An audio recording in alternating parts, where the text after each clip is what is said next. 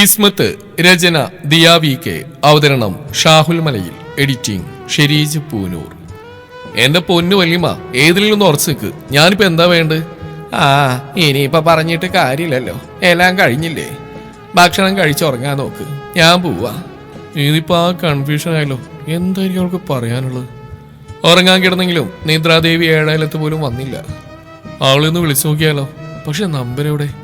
അപ്പോഴത്തെ മാനസികാവസ്ഥയിലൊന്നും തലയിൽ കയറിയില്ല. ഇനി വൈഷ്ണവിനറിയാമെങ്കിലോ? അല്ലെ വേണോ? അവൻ എന്ത് വിചാരിക്കും?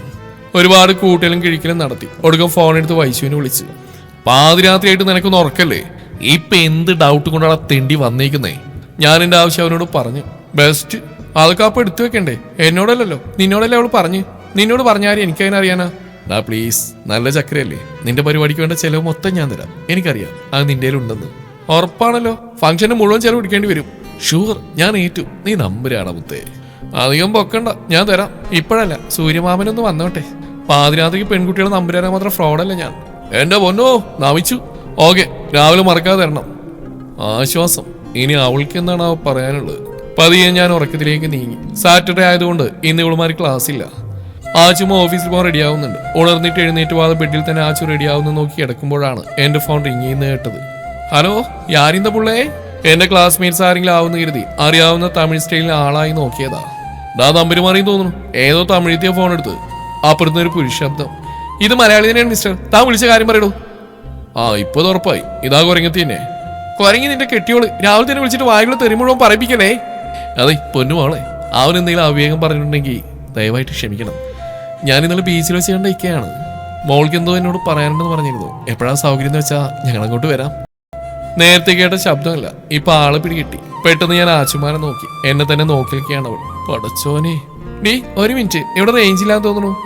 ആൾ കേൾക്കാതിരിക്കാൻ വേഗം ബാൽക്കണിലേക്ക് പോയി പതുക്കെ പറഞ്ഞു. 11 മണിയാകുമ്പോൾ 7 സ്റ്റാർ റെസ്റ്റോറന്റിൽ വന്നാൽ മതി, ഓക്കെ? അതും പറഞ്ഞ് ഞാൻ വേഗം കോൾ കട്ട് ചെയ്തു. ഈ ദിവസം പോയി കഴിഞ്ഞ് ഞാൻ വേഗം റെഡിയായി. സംഭറിഞ്ഞപ്പോൾ അവളുമാരും കൂടെ വരണമെന്ന്. ഞങ്ങളൊരു ഓട്ടോ വിളിച്ച് റെസ്റ്റോറന്റിലെത്തി. കോഫി കുടിച്ചുകൊണ്ടിരിക്കുമ്പോൾ അവന്മാരെത്തി. ആ മാക്രയെ കണ്ടത് മുഖത്തൊരു ലോഡ് പുച്ഛം വാരി വിതറി. ആ ഇക്കയോട് ഇരിക്കാൻ പറഞ്ഞു. അവർക്ക് ഓരോ കോഫി ഓർഡർ ചെയ്തു. ഞങ്ങൾ പരസ്പരം പരിചയപ്പെട്ടു. കുറെ വായാടിത്തരമൊക്കെ പറഞ്ഞ് ഞങ്ങൾ നല്ല കമ്പനിയായി. ഇനി പറ, എന്താ നിന്റെ ഇത്തേക്കുറിച്ച് ഇത്രമാത്രം പറയാനുള്ളത്? ഇത്തേക്കുറിച്ച് പറയുന്ന മുമ്പ് ഞങ്ങൾ പപ്പയെ കുറിച്ച് അറിയണം, ഞങ്ങളുടെ ഫാമിലിയെ കുറിച്ച് പറയണം. അതൊക്കെ കേൾക്കാനുള്ള സമയമുണ്ട് രണ്ടാൾക്കും. നോക്കാം. ചീഫ് മിനിസ്റ്ററുടെ പി ആയതുകൊണ്ട് എപ്പോഴാ വിളി വരാതൊന്നും അറിയില്ല. അതുവരെ കേട്ടിരിക്കാം. വൈഷ്ണവ് വളരെ നിഷ്കളങ്കമായി പറഞ്ഞപ്പോൾ നിത്യയും ശോശാമയും ചിരിയോട് ചിരി. എനിക്കാ ദേഷ്യം എരിഞ്ഞു കയറി. ചുമ്മാ ഇരിയടാ, മോള് പറ, കേൾക്കട്ടെ. ഒരു നിമിഷം ഞാൻ ആലോചനയോടെ നിന്നു. എന്നിട്ട് പറയാൻ തുടങ്ങി. മാളിയേക്കൽ തറവാട് എന്ന പേരേട്ട തറവാട്ടിലെ ഒരേ ഒരു അവകാശിയാ സാക്കിർ ഹുസൈൻ എന്ന ഞങ്ങളുടെ പപ്പ. നാട്ടിൽ അറിയപ്പെടുന്ന ബിസിനസ്മാൻ, എല്ലാവരെയും ഒരുപോലെ സ്നേഹിക്കുന്ന സഹായിക്കുന്ന നാട്ടുകാരുടെ പ്രിയപ്പെട്ട സാക്കിറിക്ക. പേരും പ്രശസ്തിയും വേണ്ടുവോളുണ്ട്. ഉമ്മ സുഹാന, ഈത്ത ഐഷാസിയ, ഞാൻ സെബാ പർവീൻ. എന്നെക്കാൾ 5 വയസ്സിന് വലുതാണ് അവള്. പപ്പയുടെ പുന്നാറിക്കുട്ടി അവളായിരുന്നു. അതിൽ കുറച്ച് കുശുമ്പ് എനിക്കും തോന്നിയിട്ടുണ്ട്. എന്നാൽ പപ്പ ഞങ്ങൾ രണ്ടാളെ ഒരുപോലെയാണ് സ്നേഹിച്ച്. സ്കൂളിൽ പഠിത്തത്തിലും പാട്ട്, ഡാൻസ് എന്ന് വേണ്ട എല്ലാത്തിലും അവളായിരുന്നു ഫസ്റ്റ്. ടീച്ചേഴ്സിൻ്റെ ഫേവറേറ്റ് സ്റ്റുഡൻറ്റ്. സ്കൂളിൽ എന്ത് പ്രശ്നമുണ്ടെങ്കിലും അവൾ ഇടപെടും. 10ാം ക്ലാസ്സിൽ പഠിക്കുമ്പോൾ പിള്ളേർക്ക് കഞ്ചാവ് എത്തിച്ചു കൊടുക്കുന്ന ഒരു ഗ്യാങ്ങിന് പോയി അടിയുണ്ടാക്കി കൈയും കാലും മുറിഞ്ഞ് 1 മാസം വരെ കിടപ്പിലായിട്ടുണ്ട്.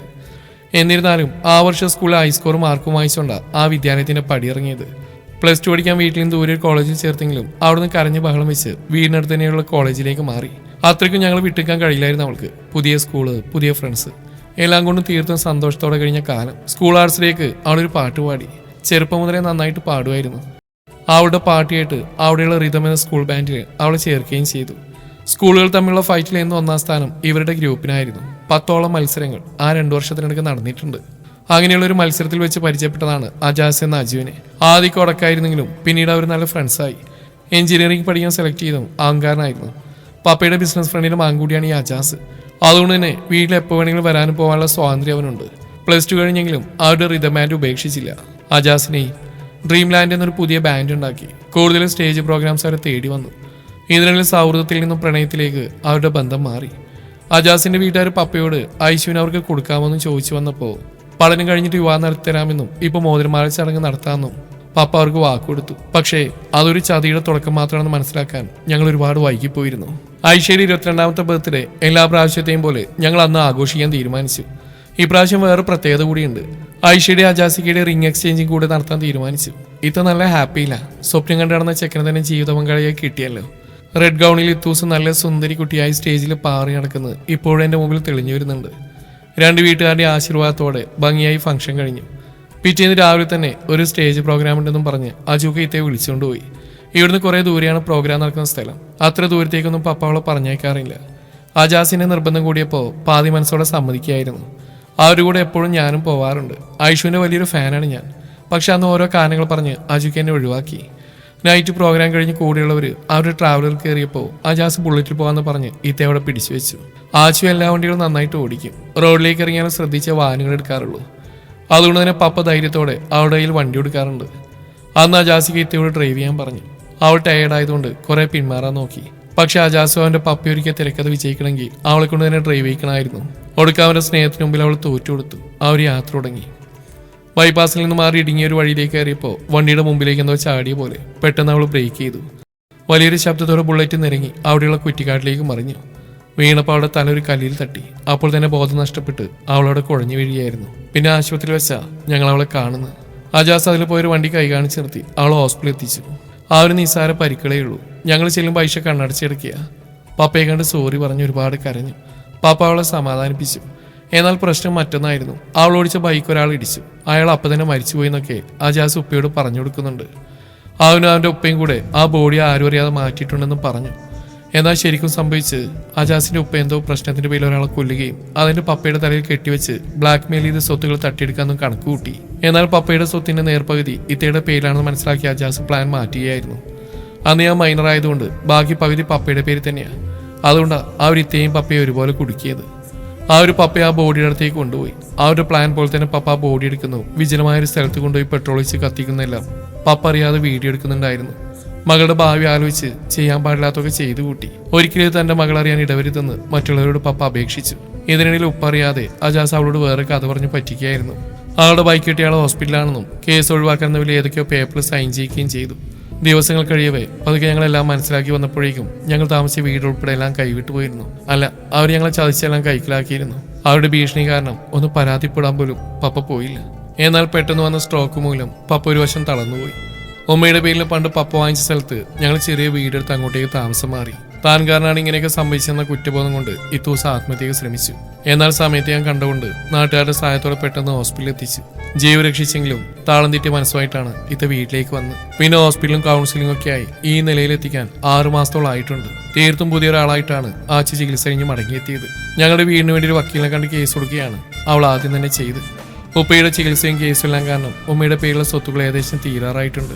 ഒടുക്കം നിവൃത്തിയില്ലാതെ ആച്ചുവിനെ ജോലിക്ക് വിടാൻ പപ്പ സമ്മതിച്ചു. ഇനി ആ വീട് തിരിച്ചു പിടിക്കാതെ താൻ ഈ നാട്ടിലേക്ക് കാലുകുത്തില്ലെന്ന വാശിയിൽ അവിടെ ഇറങ്ങി.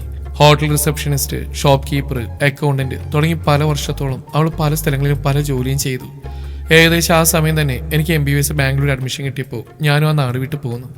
ലീവ് കിട്ടുമ്പോഴേക്ക് പപ്പയുടെ അടുത്തേക്ക് ചെല്ലും. ആച്ചുവിനെ കുറിച്ചുള്ള വേവലാതി മാത്രമേ പപ്പയ്ക്ക് പറയാനുണ്ടായിരുന്നുള്ളൂ. അവൾ എന്നും വിളിക്കും, പപ്പയെ ആശ്വസിപ്പിക്കും. ഇപ്പം അവൾ ഈ നാട്ടിൽ വന്നിട്ട് 6 മാസമായി. ഈ ചെറിയ പ്രായത്തിൽ തന്നെ അനുഭവിക്കാവുന്നതിലും കൂടുതൽ അവൾ അനുഭവിച്ചു. അതുകൊണ്ടായിരിക്കാം ബോയ്സിനെ കാണുമ്പോൾ തന്നെ അവൾ വല്ലാതെ അപ്സെറ്റ് ആവുന്നത്. ഇതൊക്കെ ഇപ്പോൾ ഇക്കയോട് പറയാൻ കാരണം ഇനി നിങ്ങൾ കാരണം എൻ്റെ ആച്ചുവിൻ്റെ കണ്ണ് നിറയരുത് പ്ലീസ്. ഇതൊരു അനിയത്തിയുടെ അപേക്ഷ. ഇനിയൊരു പരീക്ഷണം നേടാനുള്ള കരുത്ത് അവൾക്കുണ്ടാവില്ല. അത്രയും പറഞ്ഞ് ആ ഫാബ്ഖാനെ നോക്കി. പെട്ടെന്ന് സൈഡിൽ നിന്നൊരു ഏങ്ങൽ. എല്ലാ കണ്ണുകളും അങ്ങോട്ട് നീങ്ങി. അവിടെ നമ്മുടെ ശോശാമ്പയിരുന്ന് പട്ടി പോകുന്ന പോലെ കരയുകയാണ്. മുന്നിലൊരു 5-8 കോഫി കപ്പും സാൻഡ്വിച്ച് കഴിച്ച 3 പ്ലേറ്റ് ഇരിപ്പുണ്ട്. ഇവിടെ ഇതൊക്കെ എപ്പോ കഴിച്ചു? അതിന് മാത്രം വയറുകൊണ്ടാണോ ശാപം വന്നേക്കുന്നത്? ഞാൻ അസൂയയോടെ അവളെ നോക്കി. ഒന്ന് നിർത്തടി, അവിടെ ഒരു പൂങ്കണ്ണീര്. എവിടുന്ന് വരുന്നടി ഇത്രയും വെള്ളം? എന്റെ ഈ തൂസി ഇത്രയൊക്കെ സങ്കടം മനസ്സിൽ വെച്ചിട്ടാണ് നടന്നിരുന്നത്. ഞാൻ അറിഞ്ഞില്ലല്ലോ. അറിഞ്ഞിട്ട് എന്നാ ചെയ്യാനാ? നീന്ന് മോങ്ങാതെ ഈ കഴിച്ചതിന്റെ ഫുള്ള് ബില്ല് പേ ചെയ്തിട്ട് വീട്ടിൽ പോകാൻ നോക്ക്. ഞാൻ പേ ചെയ്യാനോ? നെവർ. അപ്പൊ പിന്നെ ഇതൊക്കെ വെട്ടി വിഴുങ്ങുമ്പോൾ മോളെ എന്താ വിചാരിച്ചേ? അത് പിന്നെ എനിക്ക് സങ്കടം വന്നാൽ വല്ലാതെ വിശക്കും. അതാ ഞാൻ മതി ഇവിടുന്ന് അടികൂടിയത്. ബില്ല് ഞാൻ കൊടുത്തോളാം. എന്റെ ദേവി, ഇത്രയും ദരിദ്രവാസികളെ ഞാൻ എന്റെ ജീവിതത്തിൽ കണ്ടിട്ടില്ല. അല്ല, ഫാബുക്കൊന്നും പറഞ്ഞില്ല? ഞാൻ ഇക്കയുടെ മുഖത്തേക്ക് നോക്കി ചോദിച്ചു. ഞാൻ ഐഷാനെ ആദ്യമായിട്ട് കണ്ടപ്പോൾ തന്നെ ഉറപ്പിച്ചതാ അവളാണ് എൻ്റെ പെണ്ണെന്ന്. അതിന് ഏത് സാഹചര്യത്തിലാണെങ്കിലും അതിനൊരു മാറ്റം ഉണ്ടാകാൻ പോകുന്നില്ല. അവൾ എന്ന് എന്നെ അംഗീകരിക്കുന്നോ അതുവരെ ഞാൻ കാത്തിരിക്കും. ഇനി എന്നൊരു കയ്യകലത്തിൽ ഞാൻ ഉണ്ടാവളുടെ കൂടെ. ഇത് ഫെബിർ റഹ്മാന്റെ വാക്കാ. എനിക്ക് ഇക്കാര്യം വിശ്വാസമുണ്ട്. ആദ്യം കണ്ടപ്പോഴേ ഞാൻ അറിഞ്ഞതാ ഈ കണ്ണുകളിൽ ഇത്തയോടുള്ള പ്രണയം. ഞാനിന്ന് നാട്ടിൽ പോകും. ഉപ്പയോട് പറയാൻ ഒരു സന്തോഷ വാർത്തയായി. ഇനി ആച്ചുമാരെ കണ്ണു നിറക്കില്ലെന്ന് ഞാൻ വിശ്വസിച്ചോട്ടെ. എനിക്ക് വാക്കൊന്നേ ഉള്ളൂ. മരണം വരെ ഇനി അത് മാറാനും പോകുന്നില്ല. മോള് പോയിട്ട് വാ, ഞാൻ വിളിക്കാം. ഞങ്ങൾ അവരോട് യാത്ര പറഞ്ഞു പോന്നു. ഭാഗ്യം ആച്ചുമ്മ എത്തുന്നതിന് 1 മണിക്കൂർ മുമ്പ് തന്നെ റൂമിലെത്തി. ഇന്ന് തന്നെ വീട്ടിലെത്താമെന്ന് ഉമ്മയോട് പറഞ്ഞുകൊണ്ട് ഡ്യൂട്ടി കഴിഞ്ഞെത്തിയ ഉടനെ തന്നെ റെയിൽവേ സ്റ്റേഷൻ വരെ ആച്ചു ഡ്രോപ്പ് ചെയ്തു. നേരത്തെ ടിക്കറ്റ് ബുക്ക് ചെയ്തുകൊണ്ട് അധികം ബുദ്ധിമുട്ടായില്ല. ഏറെ വൈകാതെ തന്നെ ട്രെയിൻ എത്തി. ആച്ചുമ്മേനെ കെട്ടിപ്പിടിച്ചൊരു ഉമ്മ തന്ന് യാത്രയാക്കി. ഐഷയുടെ സ്റ്റോറി ആയിട്ട് വന്നെങ്കിലും അതിലുപരി സന്തോഷമാണ് തോന്നിയത്. ഇങ്ങനെയൊക്കെ സംഭവിച്ചുകൊണ്ടാണല്ലോ അവളിവിടേക്ക് എത്തിയതും എനിക്ക് കാണാൻ സാധിച്ചതും. പാത്തുവിന്റെ വാക്കേട്ട് വിളിക്കാൻ തോന്നിയത് നന്നായി. ഇല്ലെങ്കിൽ ഇതൊന്നും അറിയാതെ പോയേനെ. എന്റെ മാലാക്കുട്ടി ഇഷ, ഇനി നിന്നെ വിട്ട് ഈ ജിന്നെ എങ്ങും പോയില്ല കേട്ടോ. നിനക്കായി ഞാൻ ഇതാ വരുന്നു. പ്രണയം എന്ന മാന്ത്രിക കൊട്ടാരത്തിൽ സ്നേഹം കൊണ്ട് നിന്നെ പുണരാൻ, മായാലോകത്തേക്ക് നിന്നെയും കൊണ്ട് പാറി പറക്കാൻ. ഫിർദൗസിൽ നിന്ന് രാജകുമാരൻ വരുന്നുണ്ട് സഖി. പെട്ടെന്ന് തന്നെ പാത്തുവിനോട് വിശേഷം പറയണം. നേരിട്ട് തന്നെ പറയാം. അതാ അതിൻ്റെ ഒരു സുഖം. ഒരു പെട്ടി കിൻഡർ ജോയുമായി വേഗം പാത്തുവിന്റെ അരികിൽ ഓടിയെത്തി. ഇനി പാത്തുവിന്റെ മറുപടി എന്താവും എന്തോ. വീട്ടിലെത്തുമ്പോൾ സമയം രാത്രി 10 കഴിഞ്ഞിരുന്നു. ഉമ്മുമ്മ കിടന്നിട്ടുണ്ടാവും. ഞാൻ ഉമ്മുമ്മയുടെ മുറിയിൽ കയറി. അനക്കൊന്നുമില്ല. മിഠായി ബോക്സ് അവിടെ വെച്ചു. ശബ്ദമുണ്ടാക്കാതെ മുറി വിട്ടിറങ്ങി. റൂമിലെത്തി ഫ്രഷായി ഞാൻ ബാൽക്കണിയിൽ വന്നിരുന്നു. വാട്സപ്പ് എടുത്ത് സ്റ്റാറ്റസ് നോക്കുമ്പോഴാണ് പാറുവിന്റെ കോള് വരുന്നത്. ഉടനെ കോൾ എടുത്തു. ആൾ വീട്ടിലെത്തിയെന്നും ഉപ്പ നല്ല ഹാപ്പിയിലാണെന്നും പറഞ്ഞ് കുറച്ചു നേരം സംസാരിച്ചു. എങ്ങനെയെങ്കിലും ഇനി ഐഷയുടെ മനസ്സിൽ കയറി പറ്റണം. അതിനുള്ള വഴി ഉമ്മുമാക്ക് അറിയായിരിക്കും. ചോദിച്ചു നോക്കാം. അങ്ങനെ ഓരോന്ന് ആലോചിച്ചിരിക്കുമ്പോഴാണ് പെട്ടെന്ന് ഡോറിലാരോ തട്ടിയത്. ഉമ്മയായിരിക്കും. പോയി ഡോർ തുറന്നു. മുന്നിൽ ഉമ്മുമ്മ. ഞാനാകെ എക്സൈറ്റഡ് ആയി. പാത്തു എന്ന് വിളിച്ച് കെട്ടിപ്പിടിച്ചു. തുള്ളി കളിക്കാവുന്ന വീടന്റെ കുട്ടിയായി. ഉമ്മുമാക്ക് വയസ്സായെന്ന് ഓർമ്മ വേണം. ആര് പറഞ്ഞു? എന്റെ പാത്തിയൊന്നും മധുരപ്പതിനേടല്ലേ. പിന്നെ ഞാൻ നാളെ കണ്ടുട്ടോ. സെബാപർവി, ഇഷുവിന്റെ അനിയത്തിയെ. ഇന്ന് നടന്ന മുഴുവൻ ഞാൻ ഉമ്മമാക്ക് പറഞ്ഞു കൊടുത്തു. പാവം കുട്ടിയോളൂ എന്തെല്ലാം അനുഭവിച്ചു. പടച്ചോൻ അവന് ഇഷ്ടമുള്ളവർ ഒരുപാട് പരീക്ഷിക്കുന്നു പറയുന്നത് എത്ര ശരിയാ. എടാ, നമുക്ക് നിന്റെ ഉപ്പയോട് പറഞ്ഞ നമ്മുടെ കമ്പനിയിൽ അവൾക്കൊരു ജോലി ശരിയായി കൊടുത്താലോ? ഈ ഉമ്മുമാക്ക് ബുദ്ധിയില്ലെന്ന് ആരാ പറഞ്ഞേ? ഒടുക്കത്തെ ഐഡിയ. പക്ഷെ അവള് സമ്മതിക്കുമെന്ന് ആദ്യം അറിയണം. പോയി അന്വേഷിക്ക്. നിനക്ക് ഏതായാലും വേറെ പണിയൊന്നുമില്ലല്ലോ. പാത്തു വേണ്ട. എന്തെല്ലാം ജോലികൾ ഞാൻ ചെയ്യുന്നു. അതൊന്നും ഇവിടെ ആരും കാണുന്നില്ലല്ലോ. ഏതു നേരം ഞാൻ വെറുതെ ഇരിക്കുന്ന പരാതി മാത്രം ബാക്കി. തുടരും ഈ കഥയുടെ ബാക്കി ഭാഗം നാളെ ഇതേ സമയം.